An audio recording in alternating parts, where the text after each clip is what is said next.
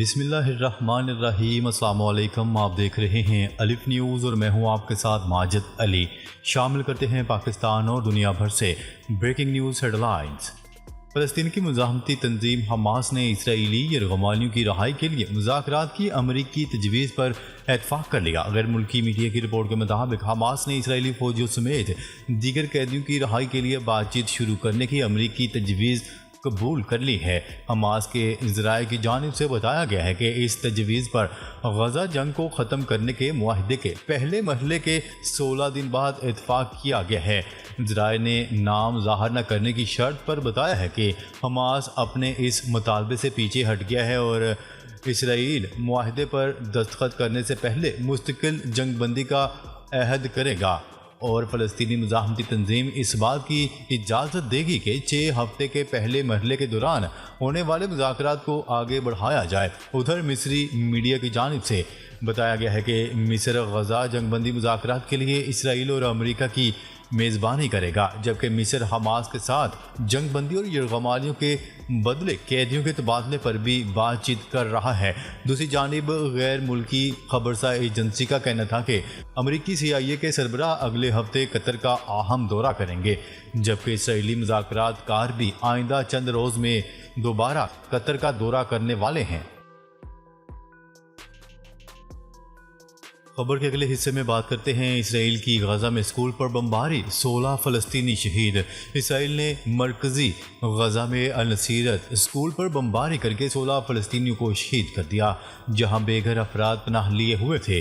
خبرسا agency Reuters کی report کے مطابق غزہ کی وزارت صحت نے بتایا ہے کہ اسکول پر ہونے والی اسرائیلی بمباری سے 16 افراد شہید اور 50 سے زیادہ فلسطینی زخمی ہو گئے ہیں۔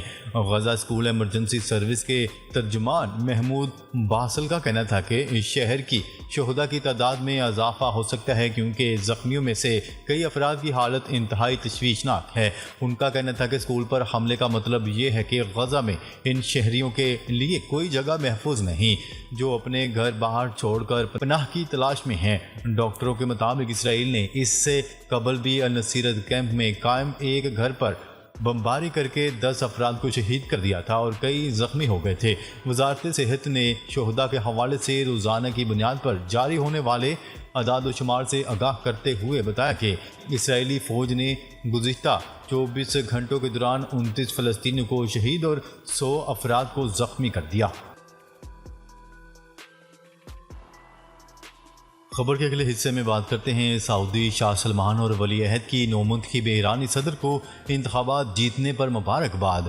سعودی عرب کے فرما روا شاہ سلمان بن عبدالعزیز اور ولی عہد شہزادہ محمد بن سلمان نے ایران کے نومنتخب صدر محمود مسعود پزشکیان کو صدارتی انتخابات میں کامیابی پر مبارکباد دی۔ میڈیا رپورٹس کے مطابق مبارکباد کے اس پیغام میں کہا گیا ہے کہ ایران کے صدارتی انتخابات میں اپنی کامیابی کے موقع پر ہماری طرف سے مخلصانہ مبارکباد اور نیک تمنائیں قبول فرمائے۔ شاہ سلمان بن عبدالعزیز نے مزید کہا کہ ہم امید کرتے ہیں کہ دونوں برادر ممالک اور عوام کے درمیان تعلقات فروغ پائیں گے۔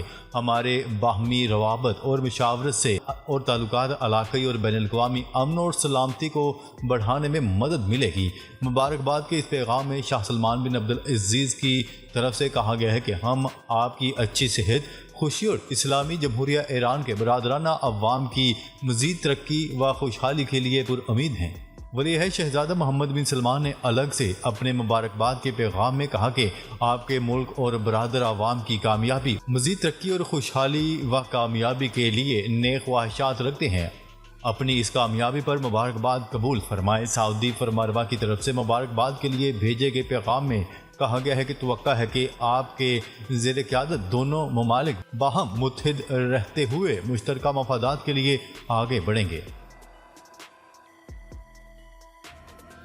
خبر کے اگلے حصے میں بات کرتے ہیں غزہ کی پٹی پر ہزاروں بے گھر فلسطینیوں نے فٹ بال اسٹیڈیم کی گراؤنڈ پر پناہ لے لی۔ میڈیا رپورٹس کے مطابق یہ گراؤنڈ کسی زمانے میں سب سے بڑے اسٹیڈیم کا درجہ رکھتا تھا، اب بے گھروں کی پناہ گاہ بنا ہوا ہے جہاں فلسطینی خاندان انتہائی محدود خوراک اور پانی کے ساتھ رہ رہے ہیں تاکہ اسرائیلی بمباری سے کچھ فاصلے پر آگے رہ سکیں۔ یوں ان پناہ گزینوں کے چلنے کے پیچھے پیچھے اسرائیلی بمباری بھی چل رہی رہی ہوتی ہے۔ پناہ گزینوں کے کیمپ اسٹیڈیم کے شیڈ کے ساتھ جڑے ہوئے ہیں، جبکہ اسٹیڈیم کی کرسیوں پر پناہ گزینوں نے اپنے کپڑے لٹکا رکھے ہیں۔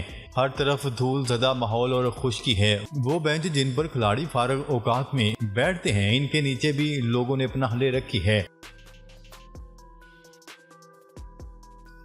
خبر کے اگلے حصے میں بات کرتے ہیں بالی ووڈ کے بڑے عطیہ دہندگان نے بھی جو بائیڈن کو صدارتی الیکشن سے دستبردار کرنے کا مطالبہ کر دیا۔ امریکی صدر جو بائیڈن کو 27 جون کو ٹرمپ کے خلاف ہونے والے مباحثے میں اپنی کمزور اور ہنگامہ خیز خراب کارکردگی کے بعد ڈیموکریٹ پارٹی کے اندر سے ان کے الیکشن سے دستبرداری کے لیے مسلسل مطالبات سامنے آ رہے ہیں۔ اس حوالے سے ہالی ووڈ کے بڑے عطیہ دہندگان بھی میدان میں کود پڑے اور انہوں نے بھی جو بائیڈن کو آئندہ صدارتی انتخابات سے سبکدوش ہونے اور کسی اور لیڈر کو الیکشن لڑنے کی اجازت دینے پر زور دیا ہے۔ ذرائع نے خبرساز ادارے ٹویٹر کو بتایا ہے کہ ہالی ووڈ کے بڑے عطیہ دہندگان جو بائیڈن سے صدارتی دور سے دستبردار ہونے کا مطالبہ کر رہے ہیں۔ ایوان نمائندگان میں ڈیموکریٹ پارٹی کے ذرائع نے بتایا ہے کہ ایوان میں کچھ ڈیموکریٹ قانون ساز دو الگ الگ حصوں میں تقسیم ہیں، جس میں جو بائیڈن سے استعفیٰ دینے کا مطالبہ کیا جا رہا ہے۔ ABC نیوز کی رپورٹ کے مطابق امریکی ایوان نمائندگان میں ڈیموکریٹک اقلیت کے رہنما حکیم جیفریز نے آج اتوار کو ایوان میں سینئر ڈیموکریٹس کے ساتھ جو بائیڈن کی نامزدگی اور اس کے بعد کے اقدامات پر تبادلہ خیال کرنے کے لیے ایک ورچوئل میٹنگ کا اعلان کیا ہے۔ خبر کے اگلے حصے میں بات کرتے ہیں لندن میں ہزاروں فلسطینی حامیوں کا اسرائیل مخالف مظاہرہ، نئے وزیر اعظم سٹارمر کو فلسطین کے حامیوں کا انتباہ۔ برطانیہ کے عام انتخابات میں کیر سٹارمر کی قیادت میں لیبر پارٹی کی فتح کے ایک دن سے بھی کم مدت کے اندر ہی فلسطین کے ہزاروں حامیوں نے مظلوم اور بے دفاع فلسطینی عوام کے خلاف صہیونی حکومت کے وحشیانہ جرائم کی مذمت لندن میں احتجاج کیا۔ ایرانی خبرساز ادارے کی رپورٹ کے مطابق مختلف قومیتوں اور مذاہب سے تعلق رکھنے والے فلسطین کے حامی افراد ایک بار پھر صہیونی حکومت کے جرائم کی مذمت اور فلسطینی قوم کے ساتھ اظہار یکجہتی کرنے کے لیے وسطی لندن کی سڑکوں پر نکل آئے۔ مظاہرین پہلے راسل اسکوائر میں جمع ہوئے اور اسرائیل مخالف نعرے لگانے کے بعد برطانوی پارلیمنٹ کی طرف مارچ کیا اور فلسطین کے بارے میں تل ابیب کی حمایت کے لیے سابق حکومت کے شکست خوردہ راستے کو جاری رکھنے کے بارے میں خبردار کیا۔ مظاہرین نے فلسطینی پرچم لہراتے ہوئے غزہ میں جنگ بند کروانے اور مقبوضہ علاقوں کو آزاد کروانے کا مطالبہ کیا۔ فلسطین کے حامیوں نے اپنے نعروں میں غزہ جنگ کے حوالے سے عالمی عدالت انصاف کے احکامات پر عمل درآمد اور اسرائیلی رہنماؤں کی گرفتاری کا بھی مطالبہ کر دیا اور صہیونی حکومت کو اسلحے کی فروخت بند کرنے اور برطانوی سرزمین سے اس وفاق حکومت کے سفیر کو نکالے جانے کا مطالبہ کیا۔ خبر کے اگلے حصے میں بات کرتے ہیں لبنان اور اسرائیل کی سرحد پر کئی دنوں سے کشیدگی بڑھ رہی ہے۔ ہفتے کو اسرائیل نے مشرقی لبنان کے شمال میں واقع قصبے شاد کی سڑک پر ایک تیز رفتار کار کو نشانہ بنایا۔ العربیہ کی رپورٹ کے مطابق بتایا جا رہا ہے کہ ایک کار پر ایک ڈرون سے 2 میزائل داغے گئے۔ اس کارروائی کے نتیجے میں میزائل کے شعبے میں کام کرنے والے میسم العطار نام کے حزب اللہ کے ایک فوجی عہدیدار کو شہید کر دیا گیا۔ یہ حملہ اسرائیل کے ساتھ جنوبی لبنان کی سرحد سے تقریباً 100 کلومیٹر کے فاصلے پر ہوا۔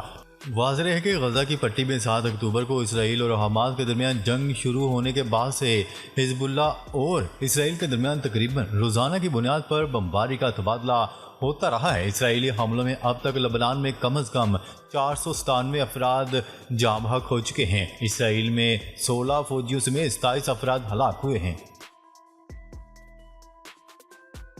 خبر کے اگلے حصے میں بات کرتے ہیں تل ابیب میں رات کو اسرائیلی حکومت کے خلاف بڑا مظاہرہ کیا گیا، جس میں ہزاروں افراد نے شرکت کی اور مظاہرین کی جانب سے جنگ بندی اور نئے انتخابات کا مطالبہ زور پکڑنے لگا۔ اسرائیلی میڈیا کی رپورٹ کے مطابق مظاہرین نے بعض مقامات پر آگ لگا کر سڑکیں بند کر دیں، جبکہ پولیس نے مظاہرین کے خلاف طاقت کا استعمال کرتے ہوئے متعدد مظاہرین کو گرفتار کر لیا۔ اسرائیلی پولیس کا کہنا تھا کہ مظاہرین نے غیر قانونی طور پر سڑک کو بلاک کیا، جس پر ان کے خلاف ایکشن لیا گیا۔ دوسری جانب اسرائیل حماس جنگ کے 9 ماہ مکمل ہونے پر اسرائیل میں آج سے ایک ہفتے کے لیے حکومت مخالف احتجاج کا آغاز کیا جا رہا ہے۔